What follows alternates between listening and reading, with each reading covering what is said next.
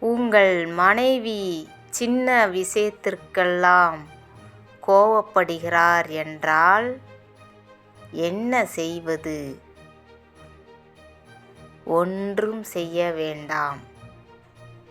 அமைதியாக நின்று அவர்கள் கோபப்படும்போது அவரை ரசிக்க கற்றுக்கொள்ளுங்கள்.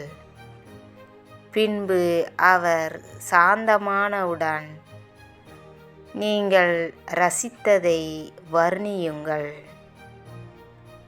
அவ்வாறு சொல்லி அவரை சிரிக்க வையுங்கள்.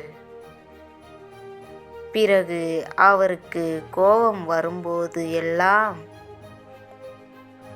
அவரே நினைத்து பார்த்து சிரிக்க ஆரம்பித்து விடுவார். இல்லறத்தில் இதுவே இல்லறத்தையும் இன்பமயமாக்க ஒரு வழியும் கூட.